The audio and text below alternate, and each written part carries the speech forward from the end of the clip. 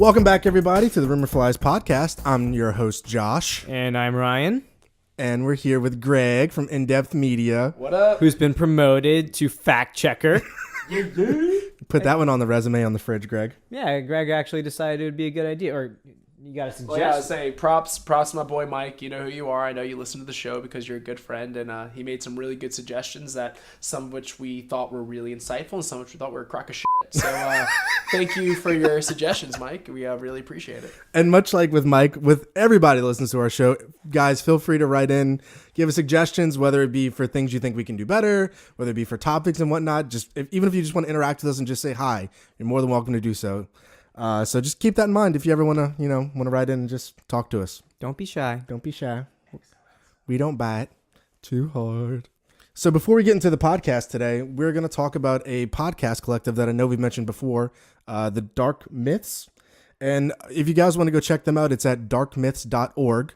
And what we're going to do is we're going to mention either a podcast or two before every episode that you guys might be interested in, that we've either checked out or we've listened to ourselves. So it's something to keep you guys interested in things that are either similar to this or maybe find something that you wouldn't normally found on your own. Yeah, these guys have been great to us starting up, and the least you could do is just at least mention a few people on there. And it's a great community, and pretty much everything I've picked up and listened to has been really interesting, and we're going to try to mention a few every time. So, Josh, you want to mention one of them? Yeah, so the one I'm going to mention today is the Lone Gunman. If you want an in-depth look at every aspect of the assassination of President John F. Kennedy, and if you basically want to cover every theory from mundane to the controversial, then go listen to The Lone Gunman. It might be for you. Go check it out. Yeah, it's Rob Clark that runs that one, I think. Yeah, Rob Clark does, yeah. And for me, I wanted to pick out Skull by Aubrey Sitterson. This is a narrative podcast. It's kind of a spoken word thing, one take, I think, just from what I've been listening to. And I've gone through about a couple episodes, but it's up to about 57 or some point. So I got a big backlog to catch up on. But it's like this crazy, epic adventure narrative, like Conan on steroids and psychedelics at the same time. It's brutal, fun. It's kind of up my alley. I like it. So I would highly suggest listening to that one if you just want a wild ride. It's something completely different from the norm every day. It'll make your drive to work go insane. So, and that's SKALD. Scald. And I'll be including a link to both podcasts in Yeah. the show notes in case you're interested. Yeah, that's a good point. Check the show notes, and we'll have a link to both of those if y'all want to check them out. All right. So, and I think the one last bit of housekeeping we're going to do, Ryan, I believe we wanted to mention that we just came back from Chicago. Yeah. So we went to go see Blurry Photos, one of our favorite podcasts, perform live for their very first live show, and it was amazing. It was really, really fun. It was a great time. You're probably going to hear some stuff about that in the future. This is kind of our third unintended plug, but I guess now that we're already mentioning it, go check out Blurry Photos. Dave Stecco and David Flora, they're great guys. They're hilarious. We wish we had their comedy forte. Yeah. And also they bring us some very interesting fringe topics, all the stuff that we can't cover. I was going to say, basically, for a lot of things that you think we would cover, but we don't, they probably do. And they're two really good dudes, and they're really fun, and they were super awesome to us. And yeah, so I figured that, we wanted to mention that we went to see them, but also that there is going to be some supplemental content that is going to come out of that as well. Yeah. You'll get to see what we did in Chicago. Yeah. Everybody can see what we did. So I believe that wraps everything up. So Ron, you want to start us off here for the podcast? Yes. So today we are going to be talking about, usually we cover a lot of macabre stuff towards the end of every episode. No. Now the entire episode is going to be macabre because this is our very first death episode. Dun, dun, dun. Dun, dun, dun.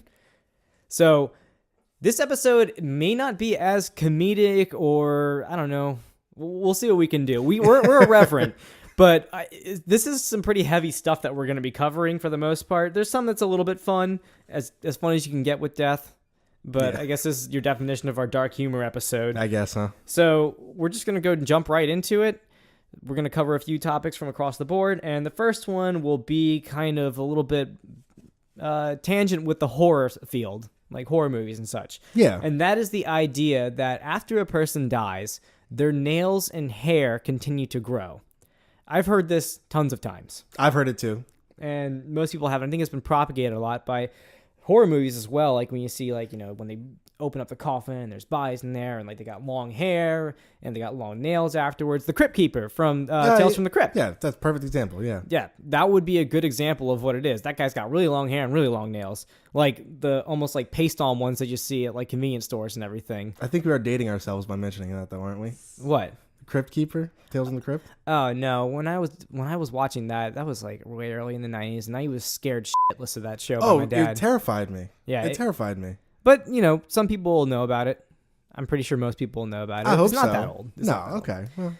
So that's a good idea of it. So after you die, for some reason, some of the waste material from your hair and your nails keep growing afterwards. This one's pretty easy to just say no to.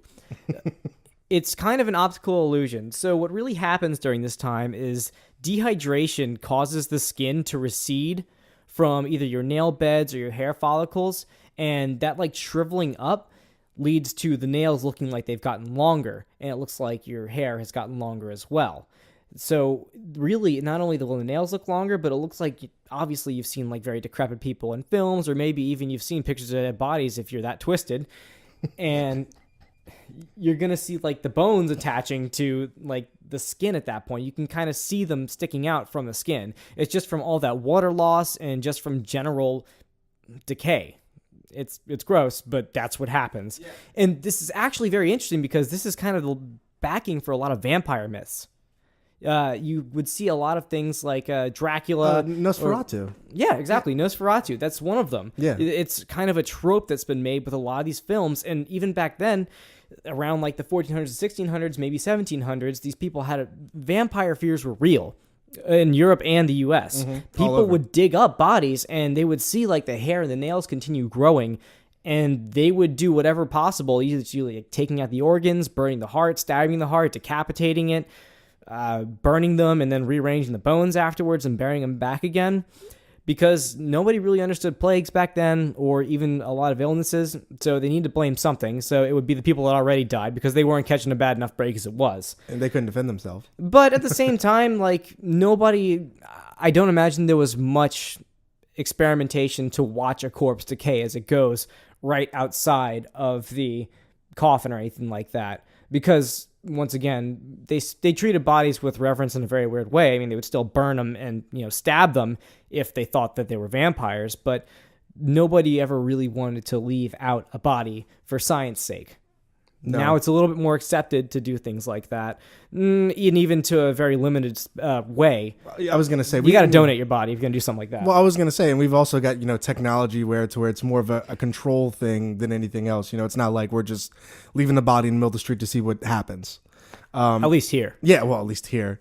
When I was doing some research on my topics, I actually came across this one. So I'm sorry, Ryan. I did a little digging myself, but that's actually what I found too, is that when you die and you don't have the water, just what's the word I'm looking for? The water in your Let's just go with goes away. Yeah, okay, goes away. I'm trying to dehydrates. Dehydrates. Thank you. I knew it started with a D, but I couldn't think of it. But yeah, when it dehydrates, it's an optical illusion. But your nails are made out of calcium, correct? No, they're made of chitin. Chitin? Okay, well, I knew it was something similar to that, sounding at least. But the thing was that... God, yeah, everyone knows that. Well, I'm such an idiot. When you die, though, your body can't keep producing that because, well, you're not alive anymore. So it wasn't possible for your nails and your hair to keep growing and things like that. That's basically what I got out of it. Right. There's no energy to expend, period. Right, yeah. So... that about wraps that up. Yeah. This is probably going to be a fast episode, honestly. Yeah. We've been going on pretty long lately, longer than we wanted to, but we're kind of working on cutting down to a certain amount of subjects each episode, just so we can kind of not have people have the inconvenience of having to pause and come back to it later. Yeah. So I'm going to take the next topic, and I'm going to do the weight of the soul. Now, have you ever heard this, Ryan, that your body actually weighs less when you die because your soul leaves your body? Yeah, I want to say it was from, I haven't looked anything up about this, but from my memory, it was something about Descartes or something like that, mentioning that. No? No. So it's actually, I'm just being honest. No. Shows how much I looked up. That was vicious. It was so honest. It was either Descartes or Newton. Both of those dudes were crazy. So it was actually... Newton died like trying to transmute gold the entire time. He got calculus done by the time he was 25 and just like gave it up. Was like, I'm gonna just start trying to get rich quick soon. So I mean, I don't blame him. He had the mind for it. He could probably get away with it. Yeah. I like to make money, get Paid. All right. So the damn it! Now you point out I would say sorry. the origin of this myth dates back actually to 1901. So this is well over 100 years old. But if Ryan's heard it, so that means that it's it's still around to this day. So take that for what you will. Because I've been living under a rock, Well, I'm just saying. So in 1901, physician Duncan McDougall, I like that name. I did too. He sounds like the Adam Sandler movie villain, Duncan McDougal. He's from Massachusetts, so that's not really. You think it'd be like British with Duncan McDougall. Well, the Mick part, I guess it's either I think it's Scottish. Yeah, it's actually MacDougall. I don't know. I was looking at Greg for that. I do. All right, back to this. So 1901, physician Duncan McDougall decided that he wanted to see if that your body actually weighed less after you died, and wanted to see that if it was actually possible to weigh a soul inside of a human being. So basically what he did was he took 6 patients that were dying of tuberculosis, and he knew that they were going to die soon. It wasn't hard to tell. They were older.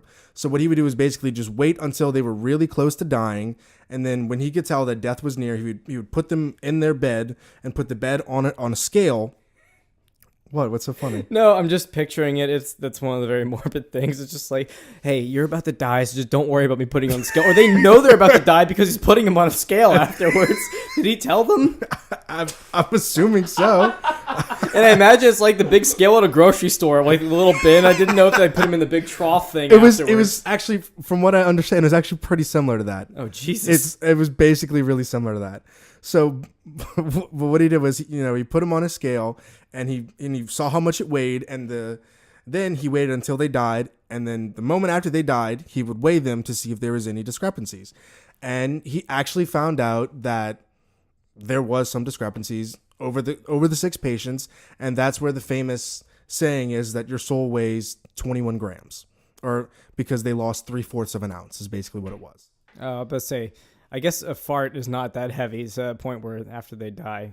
Oh yeah. I mean, you do defecate after you die, so. Well, I won't get into specifically, but I'll get into very similar Greg, things. on-site myth real quick. Look up how often people defecate Well, I was after gonna they say die. I was waiting for a good introduction. McDougal is Scottish, single or double L.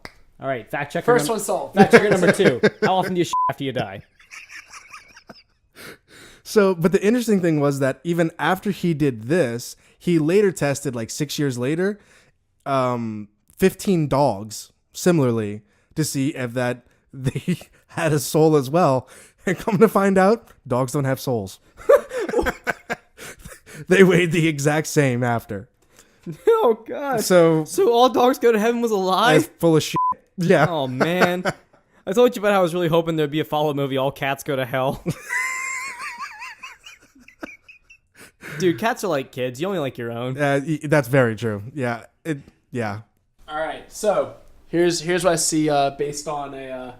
Looks like it's from Medical Daily, but Wikipedia also has some stuff. But the line I see is, just like those rare occasions where you laughed so hard you peed in your pants, you will pee and poop in the spontaneous relaxation of your muscles following death. In fact, it's not just the muscles, but also the gas produced inside your body following death that will cause peeing and pooping. So yes, you will in fact defecate after your death. Defecate. Why don't they call it death? Fuck you, damn it. I was just going to say it. Gotcha. Damn it. Gotti. We need like some sort of like 90s radio like thing. It was like brrr, was always a pun. Anyway, so yes, you do in fact release a lot of fluids and solids and gas when you die, which I was pretty sure was true, but I'm glad Well, I know you do it when you get during childbirth. Like I know it's very common for women to, put it very delicately, poop their pants. I love that's your delicate. They're not wearing pants when they're giving children. Well, so I mean, it's very common though, from what I understand. You just said giving children. That's a very weird way to put birth. Well, I was He's combining two phrases. yes, Yeah.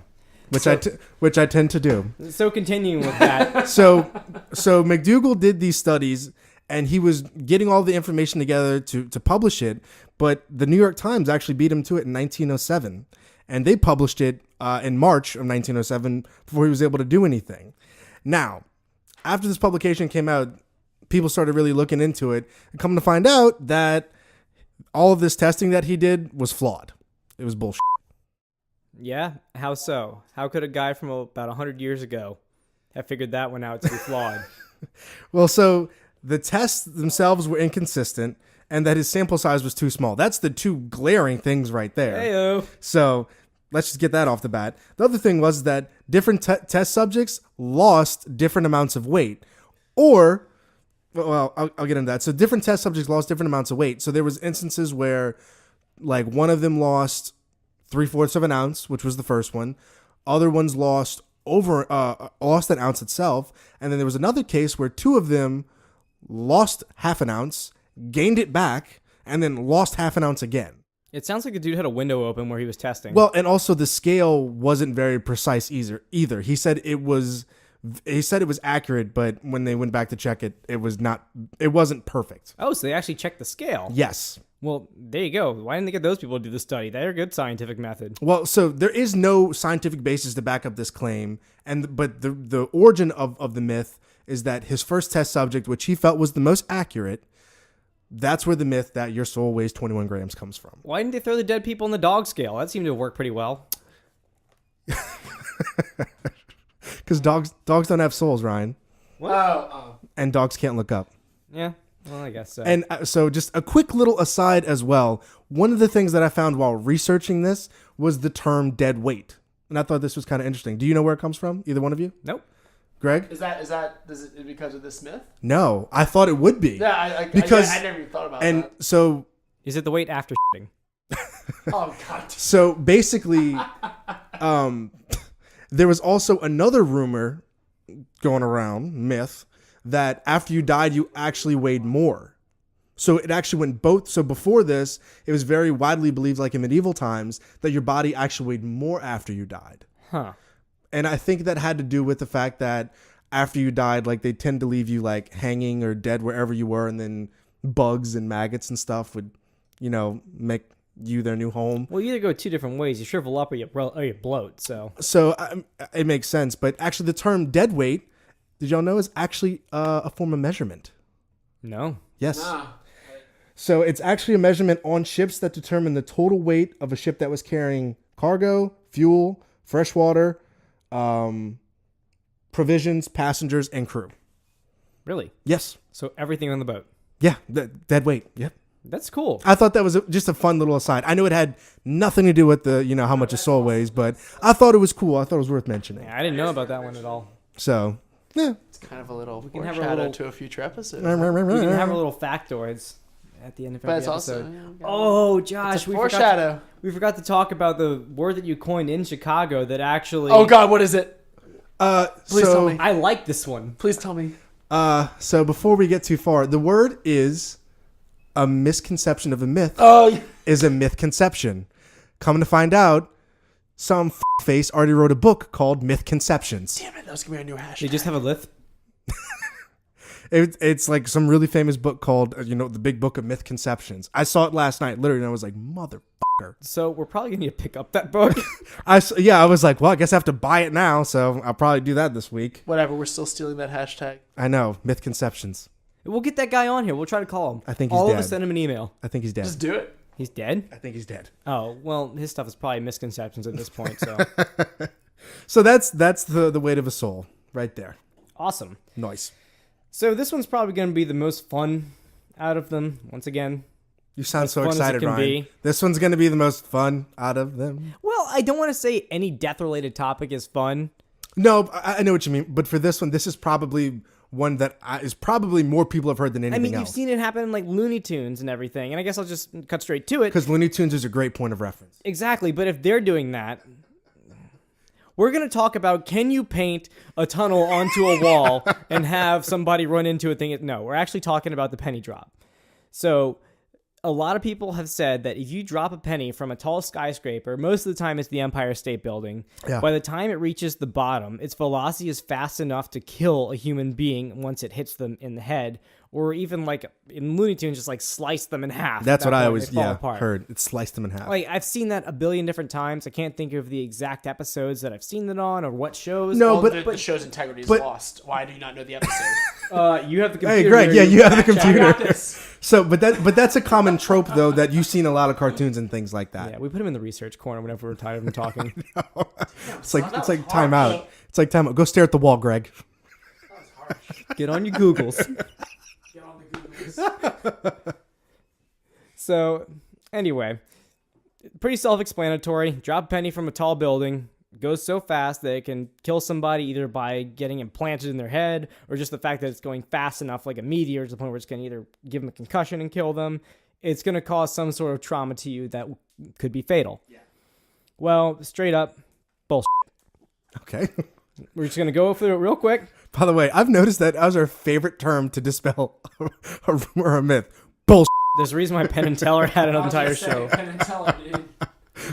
Oh, okay. And I guess on another show, I didn't want to cover this one originally because the whole Mythbusters did it type of thing that was inevitably going to come up, but Mythbusters did it. I never saw the episode, and a lot of people were pulling the plug lately on the cable boxes, so you can listen to us talk and do the funnies. Or Mythbusters actually pulled the plug on themselves. Oh yeah, that's true.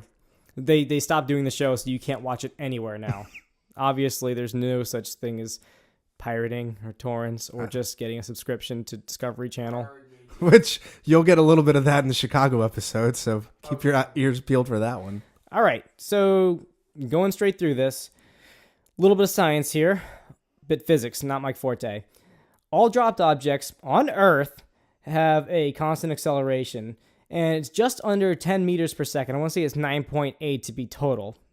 It says 10 rounded on here, but I recently had a physics class. I think it's about 9.8 9.81 meters per second squared. Or meters per second. meters per second squared, Okay, or 32.2 feet per second. just as per second. I'm just saying. All right. Acceleration, baby. Damn, Greg is on top of this. Okay. I knew that. Fuck Greg. That was me. Yeah, but he was able to confirm it. Oh, I'm sorry. Working quick. Well, hold on. I didn't hit Let's see. Joshipedia. Assuming it goes around 10 meters per second, air resistance, however, also increases as the object is falling. Right. So Makes sense. once it's going down, air resistance kicks in. Like I said, the caveat of we're on Earth, so you're going to get air resistance wherever you go. No matter how windy or not windy it is, it's still going to be there. When air resistance gets in the way and it matches gravity, the object will actually achieve something called terminal velocity. It dies? Yes.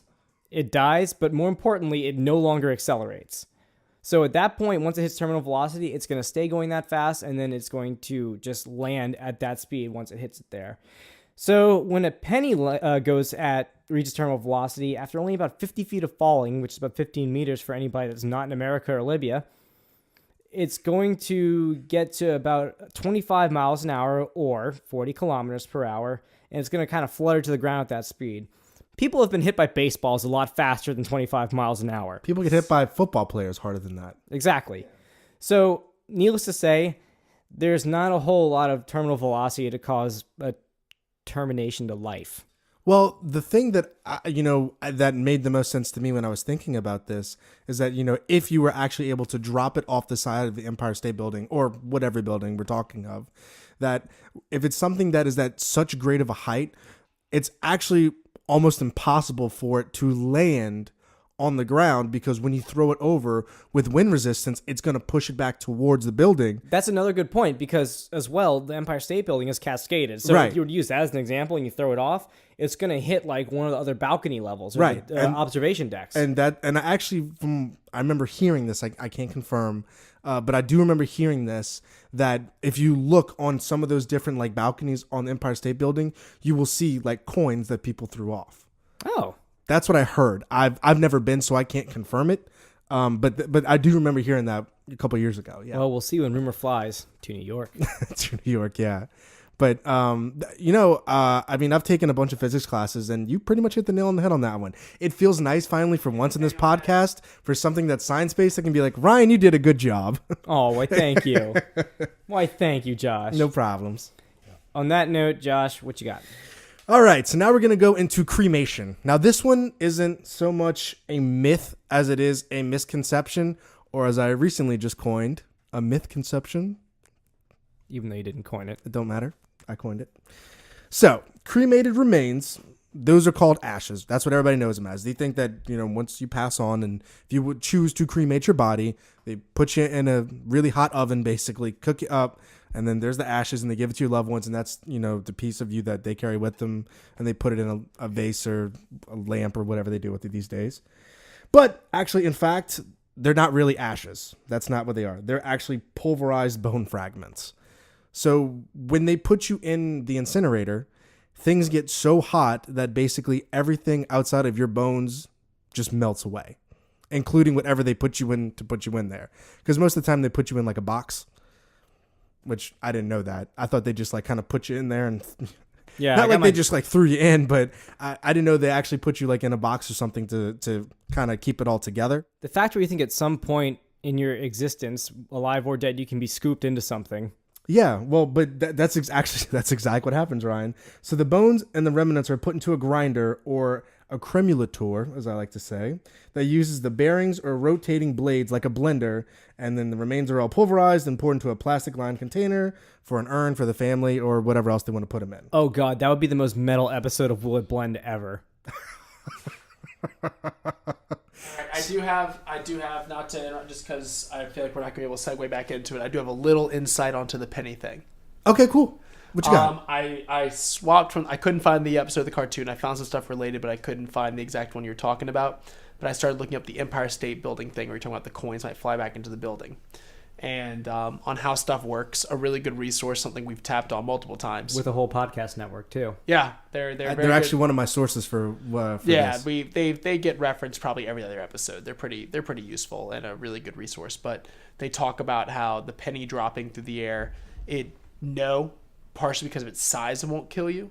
But part of the reason people wear hard hats, even on skyscrapers, is because like something as simple as a small metal bolt. Ignoring air resistance can pick up about 250 miles per hour and basically be like a bullet hitting your skull. With air resistance, a little slower, but regardless, it'll do a lot of damage. So it's a penny might not work, but small metal objects based on their grams, really small rocks. Yes, really small rocks. It's but yeah, basically the point being that maybe a penny won't kill somebody, but a small object can in fact kill people. So it needs something to be more dense. The thing is something as small as a penny that's very dense, like I would imagine a penny made of lead. Right, yeah. Could possibly kill somebody. That's speculation, but the idea being that high grams leads to potential death, no matter how small. Very interesting. We're gonna have to test this. Yeah, all right. I don't like Josh, so all right. It's only a matter of time, guy. You'll sacrifice for the greater good. The greater good. The greater good. Anyway, just want to. So back to it's fine. It totally answers the question that we had. So the cremation process, like I was saying before, it destroys all traces of the organic carbon-based matter, and all of your body fluids evaporate. I mean, something gets that hot, it's going to basically destroy everything except your bones. But I'll get why into it doesn't destroy your bones in a second.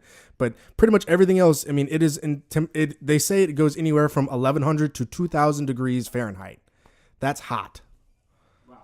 Yeah, it gets really, really hot. Which actually there is also one of the things that I read up on. There is a problem with cremating people that it's not very eco-friendly. Really? Yeah. That's actually a problem. It emits greenhouse gases. Well, you burn anything that emits greenhouse gases. Yeah, but you would think that something like a human being wouldn't necessarily emit, Well, at the same time, you bury somebody in a coffin, that's not exactly very eco-friendly either, because they don't ever degrade, and they're covered in formaldehyde, so it'd be deadly to a tree if they actually tried to absorb the nutrients. You're right. You're right. So, Ryan, what's your solution? Just throw everybody in a pit? Rockets. Rocket coffins? Shoot them into the space. Into the space. Okay. Well, listeners, if you have a better suggestion besides rocket coffins, let us know. rumorflies@gmail.com. They won't have a better suggestion than that. No, I don't think so either. But so what I was going to say, the human skeleton is composed of carbonates and calcium phosphates. And that is what gives the bone its extraordinary strength. I'm sure you can back this up with more science than I can. Yeah, milk. God damn it, Ryan.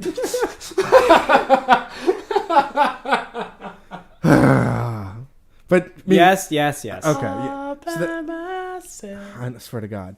So the other last little aside that I'll have that That's I thought. also, I'll go with a quick aside. That's why hydrogen fluoride is so deadly to people. Like, you see a lot of people in like Breaking Bad or any of those shows when they try to dispose of a body. They Yeah, throw that's them why in, you like, put it in hydrogen acid fluoride. because it dissolves everything. Well, Certain actually, acids. fluorine is very good at getting straight to the bone.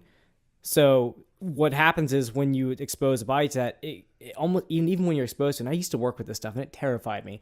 Never got a drop on me, luckily.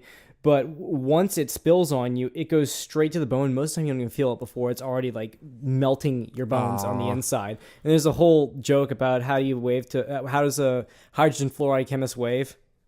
Like that? Yeah. I didn't have fingers. When I was Number gonna 5 say- does not endorse the use of hydrogen fluoride on your enemies. I was gonna say that's a good joke for a visual medium. hydrofluoric acid if people want to be too specific. Well, but is that also true that it doesn't Hi, dissolve NSA. plastic? Jesus. It doesn't dissolve plastic, but it dissolves humans. No, it does not dissolve plastic. That's one of Why? the only things you can store it in. Huh. I cannot actually give you the exact answer to that, why it works. It doesn't work on a polymer like plastic, but you can't put it in glass. It doesn't come in glass at all. Because I remember that they put it in plastic in Breaking Bad and it was fine, but then they put it in the tub and it ate through. Well, borosilicate might No, have didn't he somewhat. get the wrong material? Right, he didn't. He bought a plastic thing, but it was the wrong material. No, he put it in a ceramic bathtub, which Yeah. went straight Oh, he through did put that. it in Yeah, he tub. Okay, I decided thought he that bought putting the in the wrong- plastic was stupid. Right. So the last thing I wanted to say about cremation, though, that I thought was pretty interesting was that your gender actually affects how much of your remains are present. Really? Yes. Men tend to have more ashes than women. Yeah. And then the other thing was that your height affects how much ashes, not weight. So like if you take someone who's like, No, height totally makes sense to me. well, if you take someone who's like 6'4", 200 pounds versus someone who's 5'8", 200 pounds, the person who's 6'4" are going to have more ashes. Yeah, you'd have to put Greg in a bigger jar than me. Well, yeah, but I'm just for like visual representation, like weight doesn't have an effect on it. Height does. And also last thing is that your diet. There are different, so it's that are in the ashes. It's different components that are in there, and some components are more prevalent than others based off of what your diet was. Yeah, well, actually, calcium. It helps to build the bones. Well, yeah. So, technically, somebody with arthritis would have a heavier urn than somebody with healthy bones. Yeah, that's a good point. So, arthritis is a calcium buildup. Yeah, that's a good point. So hydrofluoric acid is highly reactive in glass.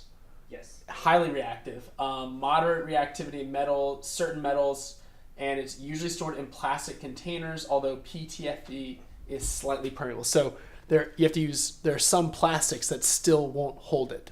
Yeah. That's crazy. Yeah. So basically this stuff, and it has very specific warnings about Well, when I your was- lungs and your corneas. Yeah, when I was dealing with it, like, Just so you know, don't put it near your chest or your eyes. No. no, you had to use it under a flow hood, like, for sure. But it was also like in like a squirt bottle. Like, I thought it was the weirdest thing. The most dangerous thing we had in the lab potentially was in like a squirt bottle. You just did that with, and honestly, we could have done a different method instead of that one. I really feel like I don't even get it. I was gonna say I I don't did think not this is feel the time or comfortable. place right now. This is gonna like come off as like this episode as like a between the lines how-to guide, get away with the perfect murder. Let me put it this way: if you're gonna screw with hydrofluoric acid, don't. Exactly. But Like you're probably gonna. on the There's like a flip- 9 times out of 10 you're gonna get it wrong. But on the flip side of that, it's not like you can like just go to Home Depot and get a shit ton of hydrofluoric acid. oh no. But I was just saying. The point is, I just did some quick cursory searches, and everything is like, yeah, most materials you're probably wrong. Yeah, we're on a list now, probably. But you can get lye on Amazon. Works slower, but it works. That's true. That's actually very true. I didn't even think about that. Have Actually, an abundance of time. Only peels the flesh off the bone. It doesn't actually dissolve the bone. So All right. Well, that So about, on that note, yeah, that about wraps up cremation. So, all right, this rumor flies for our final episode. all right. So I get you done with cremation. yeah. All right, now you're done with cremation. We're going to go ahead and wrap it up with something lighter, and that's decapitation. And I only say that because that means your body's going to be lighter afterwards. So there is a belief that it's kind of controversial that once somebody is decapitated, their head can survive for a little while, as in like complete consciousness is able to tell that they are a head separated from a body, and there's nothing they can do about it. Yeah. Have you seen Idle Hands, where they The hand throws the saw and it hits the dude in the neck and it decapitates him and he just goes, cool, and then he dies. Oh, yeah, that's right. There you go. Yeah, Tom DeLonge was in that one, too. Seth Green. Yeah. Yeah, a lot of people. So, it turns out that there's a few different animals that can actually survive decapitation. Roaches are the champion of it. They can actually be decapitated and die from starvation before they die of not having a head. Really? Yeah. The side effect of pretty not having a cray-cray. head. Oh, I Yeah. hate roaches. Roaches are amazing. Like, I think they are like some of the coolest animals on Earth. Yeah, well, we have very different opinions on roaches. They never do anything to anybody. Doesn't matter. They are like the least. They kind of are gross, but not really. I've seen Men in Black. Vincent D'Onofrio scared the shit out of me in that movie. Okay. Water. So Looking anyway, for a man. A German. Sorry. It's Private Pile. you're getting a penalty shot every time you say sorry from now on. Oh no, it's gonna be something worse. The Grapermeister's gonna hit you. All right, decapitation. Let's do it. All right, so turns out even though roaches can go for a pretty long time without having a head, humans and most other animals can survive within about 10 seconds before losing consciousness because they don't have enough circulation of oxygenated blood, which is also called brain ischemia. And cell death and irreversible brain damage occur after 3 to 6 minutes with no oxygen due to excitotoxicity. So we're going to go ahead and get to the most probably relevant part that isn't too close to today involving decapitation. And that's going to be France around the 1700s. So France was great at decapitating people. Yeah, the guillotine. They loved it. Exactly. I mean, that's what they're most famous for, is the guillotine. We'll go ahead and start with that. I don't know if they're most famous torture. for the guillotine, but... Torture. So in 1789, a doctor named Joseph Guillotin wanted he to is. abolish the death penalty, and he actually pushed for abolishing it. But in the meantime, before he could get anybody to hear him on it, he decided he at least wanted to help something with like alleviating the amount of pain people would feel on death row. So he invented a device that would quickly end the process and have them dead within seconds. In 1791, also the time that the French Revolution broke out roughly, they failed to pass the abolition of the death penalty. And instead they decided that, everybody that is on death row is going to get beheaded. Used to be just for the nobles. No, everyone's getting beheaded now. No discrimination. Yeah. So Dr. Joseph Guillotin, in like the most ironic and just cruel way possible, is most known for his least prideful invention. He wanted to abolish the death penalty. He just upped the ante by about 100-fold. They were just using that thing like crazy. So but the people that weren't, so the nobles were getting the guillotine. What were the regular people getting? Just like hanged? The guillotine. Well, no, before that. Oh yeah, before that, generally it was hangings. Yes. Yeah. They stuck the guillotine and like any of the beheadings by the axe. Right. For noble, because it was more of a cool show. More people care about a noble person getting their head chopped off than a And regular it's less person. painful, so it's doing them a favor. It makes sense. Yeah. So right around the time of the French Revolution, people were losing their heads left and right, rolling everywhere. Town squares, public executions were a big thing, especially during such a big political upheaval. And several tests were done by a few different scientists during the French Revolution on severed heads during this time because, well, they had a lot of severed heads laying around on site. And they even had a few anecdotal experiences which are absolutely horrifying. Like one of the ones that I read through is that a woman was decapitated and the executioner afterwards took the head and slapped it, and she looked at it with confusion at the executioner and blushed afterwards. Oh my God. Yeah. So terrible stuff, and people talk about the family or loved ones having the head look at them after it dies and such and such and such. But mostly all of this is pretty much anecdotal up until about 1905, which you're going to get to. But there's been tons of times where people have tried to study this about whether a head survives after death. Well, after the beheading. And the closest they got before that was this one guy that was set to be executed, and he pleaded for his brother to be there to talk to him, and he would communicate to him through blinks beforehand. Well, it turns out that his brother couldn't take this and didn't show up. Can you really blame him? No. Right. So that would have been the best example of that, but it didn't happen. So in 1905, a guy named Dr. Boru, I hope I'm pronouncing that right with my terrible New Orleans French. Sounds good. Spell it out. Beaurieux. Barreau? I think it's Baru. Baru, it's something like that. Something like that. Dr. Baru. Bear. He was present Dr. for B. the execution of a serial killer, or rather just a murderer. I'm not sure if he actually reached serial killer status. Henry Languille. I'm going to say Languille from now on just because it's easier. That sounds cool. So Henri Languille was executed by guillotine, and the doctor, when he was there, this is 1905, keep in mind, this wasn't too far away. This was pretty close in time. This was only a little bit over 100 years ago. He was there for the execution, and he made an agreement with Henry beforehand and said, look, I'm going to go and see if you respond about this and see if your head survives after it's chopped off your body. And he actually agreed. He was like, okay, I'll do it. And he was pretty chill about it up until he was executed. Okay. And here comes a big long paragraph read. So bear with me here. But I'm going to go ahead for, I guess, dramatic effect and just to give you an idea of how gruesome this can be. And I cut out some of the actual account. This is Dr. Baru's actual account. Should I Dan Carlin it? Quote. Audible is the internet's leading... It was like a meat grinder. That was really good. Sorry, God. All right, ready? According to Dr. Baru, quote, I waited for several seconds. The spasmodic movements ceased. The face relaxed, the lids half closed on the eyeballs, leaving only the white of conjunctiva visible, exactly as in the dying whom we have occasion to see every day in the exercise of our profession, or as in those just dead.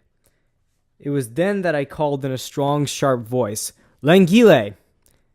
I saw the eyelids slowly lift up, without any spasmodic contractions. I insisted visibly on this peculiarity, but with an even movement, quite distinct and normal, such as happens in everyday life with people awakened or torn from their thoughts.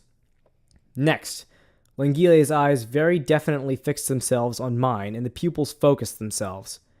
I was not then dealing with the sort of vague, dull look without any expression that can be observed on any day in dying people to whom one speaks. I was dealing with an undeniably living eyes which were looking at me. After several seconds, the eyelids closed again, slowly and evenly, and the head took on the same appearance as it had before I called out. It was at that point that I called out again, once more, without any spasm. Slowly, the eyelids lifted and undeniably living eyes fixed themselves on mine with perhaps even more penetration than the first time. Then there was a further closing of the eyelids, but now less complete. I attempted the effect of a third call. There was no further movement, and the eyes took on the glazed look which they had in the dead.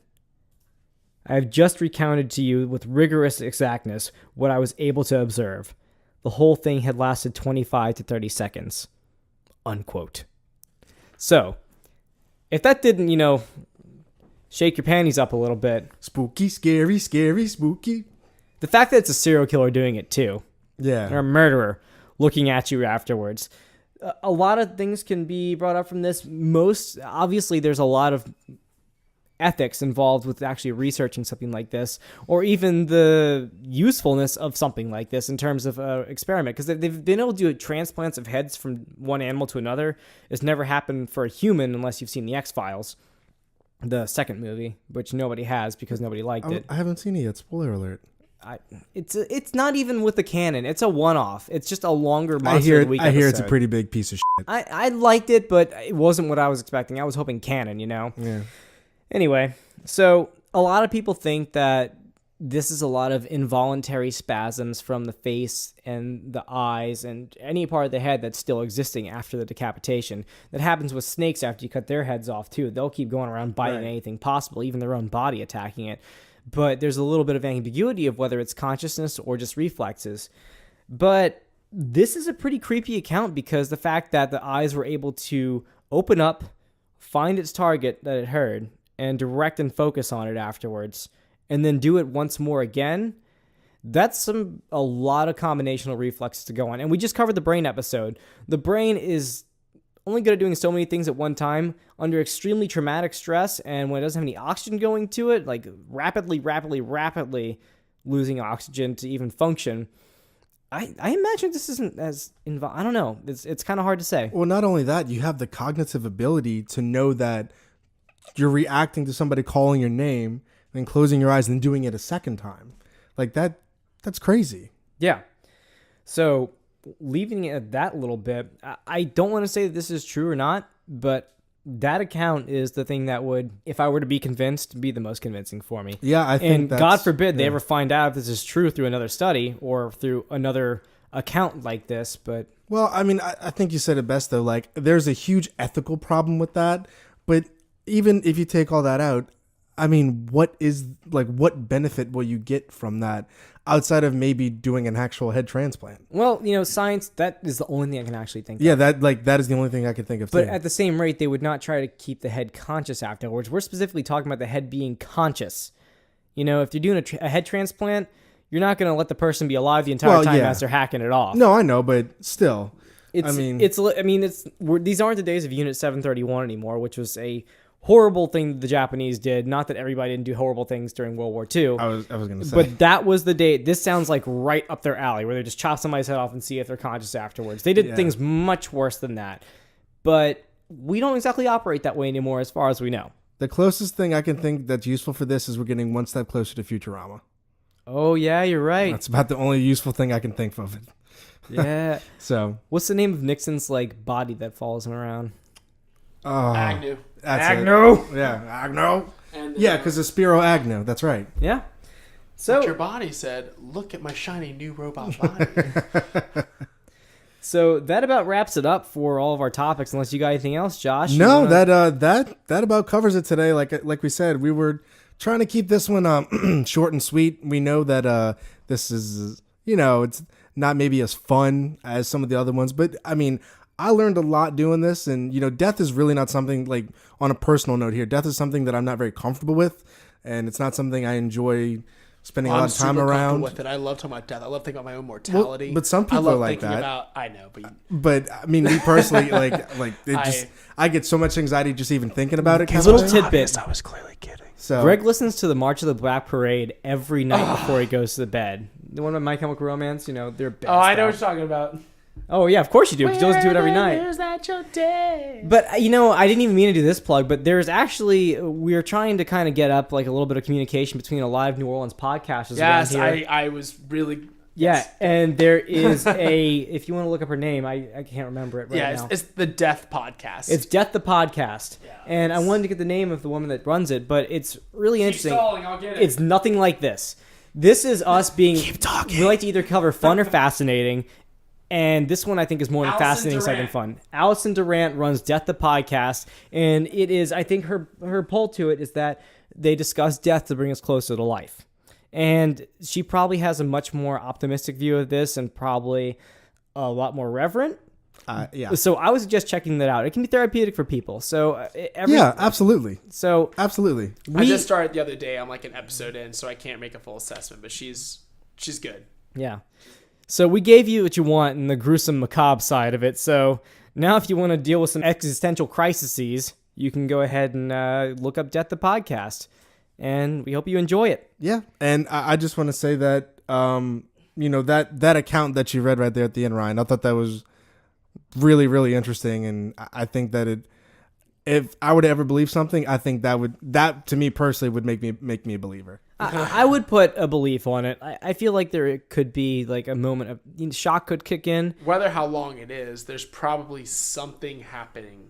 Cases may Synapses vary. firing, yeah. Yeah. And the way of the soul thing, I'm glad you told me about that because I remember hearing it, but I didn't do anything to look it up afterwards. Like I said, I thought Rene Descartes had something to do with it. Well, I've heard that before, and I mean, I guess I believed it. I never really gave much thought to whether I believed it or not, to be honest with you.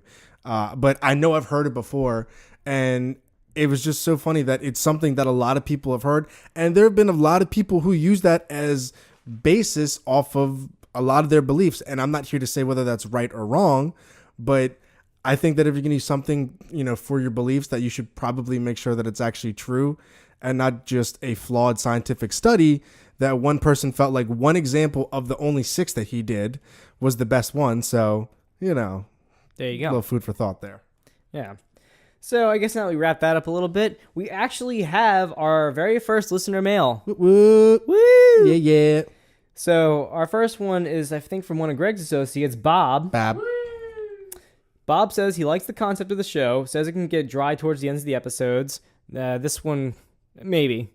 I'm not going to lie. Sometimes I get into it. I think it's mainly my fault if we do that. It's okay. I mean, that's what he thinks. That's cool. I mean, we're here for listener feedback, so we'll keep that in mind. I'll have like a little flashcard at certain times of the episode to say bring the funnies, like just so we can do that. But definitely we'll keep that in mind. We don't want to make anybody bored. That's the last thing we want to do. Sorry we couldn't liven this one up a little bit. Get out. Just leave right now. He says it'd be cool to have a little bit more anecdotal stories, which I wouldn't be opposed to, as long as we make very sure that this is not a source or anything like that. It would be cool if, some people had stories. You can provide the anecdotal evidence if you want. Write us in. We don't care. Well, one of the only problem that runs into that is that some of these things that we get into, we don't want them to go 30 minutes on one thing. And so when you get into anecdotal evidence, that is the problem you run into. But yeah, I would not be opposed to having more of it, though. Not at all. Send us some if you got some cool stories. Absolutely. Let's see. He suggests that he heard about us mentioning a drinking episode, and he suggests that we get buzzed for the drinking episode. Yes, that'll be a first. We will definitely get buzzed just for that episode. I'll have to really try hard to get buzzed because I don't drink. I don't know if I'll be comfortable recording while buzzed, but we'll see. We'll do our damnedest. Yeah. And then let's see. I got a quote from him right here. He says, "Can we have less crapping on Uncle Rusty and Dr. Oz and more Pomelo on the show?" He's trying to get me to curse at him. Yep. That's Bob. Dude, you haven't even heard my Dr. Oz rants yet. Dude, Bob. And you haven't even heard me shit on Uncle Rusty yet, all right? Bob's a smart dude. He picks out the triggers quick. I'm telling you, he knows it. He hears it. He goes, ooh. He read straight through the millimeter thick lines. Dude, he knows. Played my heartstrings there, Bob. And he also says how we'd like to give a little insight on the, let's see, beer before liquor makes you sicker, and the liquor before beer, you're in the clear myth. Well, yeah, we're going to find that out. Yeah. Because of you, we're going to drink alcohol on the show, and we never have. Oh, damn it. God damn it. You just missed that. You just missed that moment. So, anyway, thank you, Bob. Thank you for writing us in. Everybody else, if you want all of your things read on the show, write us in. And we also have a few thank yous to reviews on iTunes. If you haven't gotten on that, please review us on iTunes. It helps us out. We're going to be that annoying. You can like us on Facebook. That's cool. That's just, stroking our ego a little bit, which we have no clout for in the first place. Stroke it. And then, but iTunes, you can help more people listen to us if you just give us a review. You don't have to write something. Just, give us however many stars you think is good. If you think we're 1 star, please write a review because we want to change your mind. That's very true. And that's the thing is that we can't become a bigger name to branch out and share the love with other people if we can't, get reviews and stuff like that. So, yes. And the 3 people that we like to thank so far, the 3 people that have wrote reviews are Yes Boy, I think I know who that is. Horcruxes 25, pretty sure I know who that is. And Megan, definitely know who that is. Which Megan? Steven. So is that about it, Ryan? Yes, thanks to everybody that wrote in. Yeah, thanks for writing in. Like we said, please, if you guys want to get your stuff read, write to us. And I think I'll just kind of talk about how to get in touch with us. I guess that's the best way to go through it. So you can write us in at rumorflies@gmail.com. You can hit us up on Twitter. We're at rumorflies. You can hit us up on Instagram. We are at rumorflies. You can go to our website, and we have all of our contact information there at rumorfliespodcast.com. And we're on facebook.com/rumorflies. So, and the other thing is that just He did it.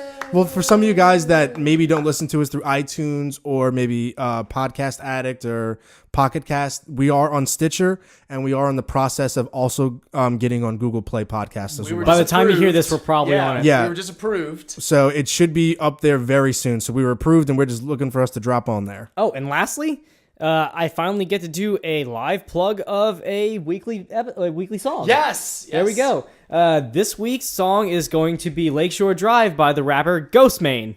Thank you, Ghostemane. Thanks, Ghostemane. All right, guys. Well, we'll see you next week. Until then, I'm Josh. And I'm Ryan. And I'm Greg. All right, guys. See you later. Bye.